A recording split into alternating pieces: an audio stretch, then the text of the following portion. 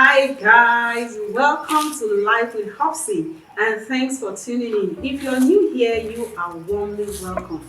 I film about faith, lifestyle and food recipes, so if you're interested in any of these, please hit the subscribe button now and be a part of this great family.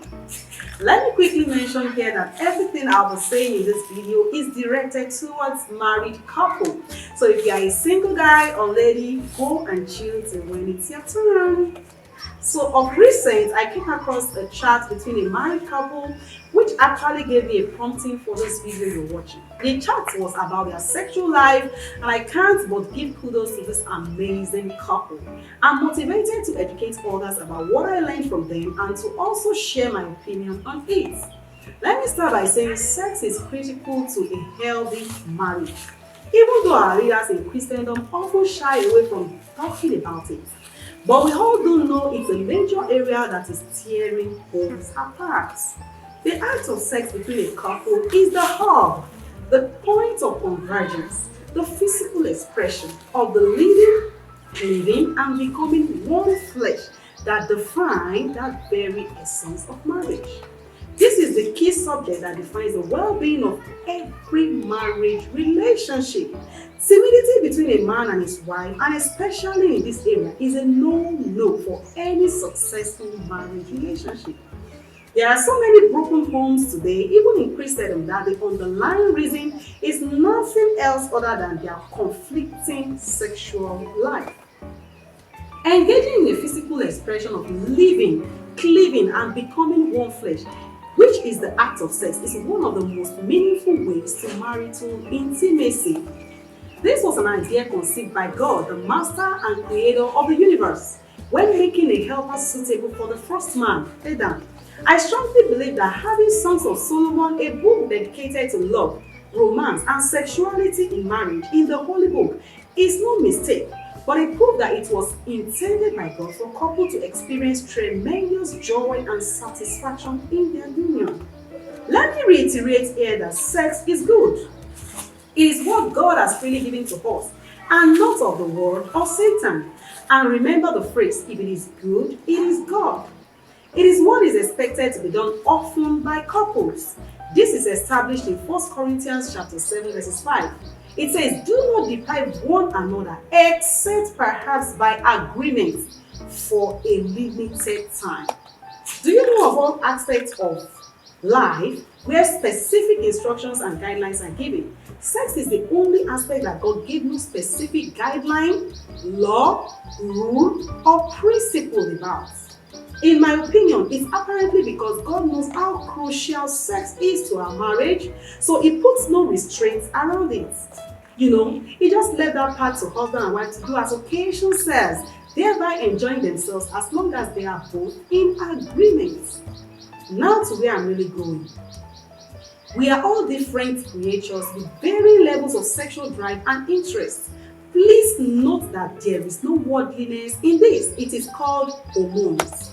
I remembered on an antenatal visit about 8 years ago, one of us pregnant mothers asked the matron if it was normal for her husband to have sex with her every day.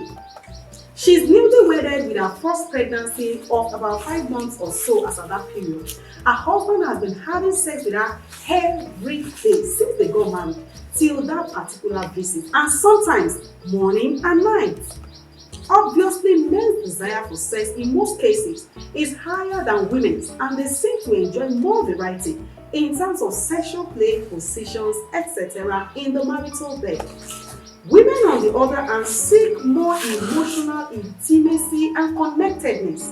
These differences often lead to conflicts regarding frequency of sex, like the scenario I just gave, specific activities, and more in the other room. Now, while some see these differences as barriers to their sexual pleasure in marriage, others resort to chaos, thereby shifting their sexual life from difficult to non-existent. On the other hand, pregnancy and childbirth bring changes to some women's hormones and send painful physical signals that makes the thought of sex completely unappealing. Women in that category must realize they need help for their sexual life and marriage to work, rather than assuming their husband understands. He is a man. He understands nothing other than your availability. There are lots of Christian books about sexual intimacy that will make you grow in your knowledge as a lover and to selflessly bring your spouse so much pleasure that sex becomes one of your favorite pastimes. Because you must understand that that man you are married to does not live by cooked meals alone, no matter how delicious and filling they are. So then, how do you effectively balance this in your marriage without speaking out about it? And when I say speaking out, I mean communicating on the subject matter with no one else but your spouse. I remember asking that woman, because she was sitting right beside me, if she has ever spoken to her husband about how inconvenient and displeasing it was for her all along. I mean, how do you expect your spouse to know if something is okay by you or not if you don't speak out about it? It is important that you both are happy and feel free to raise and discuss your sexual relationship with one another as needed. Being honest with each other and willingness to make the change required will make your sexual intimacy go from being the coldest part of your relationship to being hot and steaming. Sadly, some even pretend it's okay by them when it's actually not, making their spouse play along ignorantly. Listen, if sexual activity doesn't bring pleasure to both partners, it results to pain, resentment, and eventually damage intimacy. Marriage ought to be a relief, not a private zone. So it is with sex between couples. The Bible talks about Adam and Eve being naked and not ashamed. It also implies that as married individuals, learn to talk and come to terms with what works for you without being judgmental, not what is portrayed in the media or what goes on in your friend's sexual relationship. This point is vital because most people often compare their lives with friends and associates. It should not be so with your sexual life. You are wired differently.